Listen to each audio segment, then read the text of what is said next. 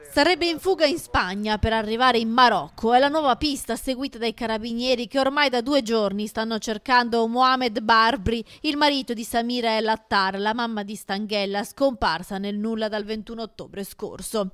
L'uomo dai primi di dicembre è indagato per omicidio e occultamento di cadavere della moglie. Nonostante ciò non era sottoposto a nessuna misura restrittiva. La mattina del 31 dicembre ha affidato la figlia di 4 anni alla suocera e alla zia della moglie, arrivate dal Marocco per conoscere la verità su Samira, ed è uscito in bici. Da allora più nessuna traccia se non quella del suo cellulare che ha agganciato una cella nel comune di Stanghella lungo la strada statale e poi è stato spento. Secondo gli investigatori che hanno subito bloccato il passaporto dell'uomo, Mohamed Barbri sarebbe riuscito ad espatriare, prima in Francia e poi in Spagna, tutte tappe verso il Marocco, suo paese d'origine.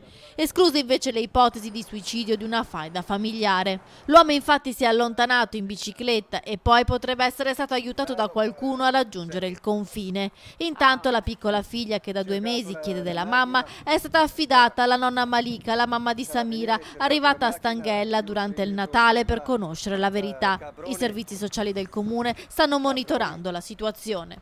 Sicuramente non ce l'aspettavamo nessuno, infatti anche il giorno prima avevamo parlato, ci eravamo confrontati perché i servizi sociali del comune sono sempre in contatto con loro. Noi stiamo continuando a monitorare come abbiamo sempre monitorato la situazione da quando è scomparsa la mamma. In questo momento la bambina è comunque con la nonna, quindi con un parente prossimo di cui se ne sta prendendo cura. Siamo andati anche ieri a controllare, a parlare con la signora. La bambina proseguirà come prima la scuola, c'è anche la comunità di Solesino musulmana che è molto attiva in questo.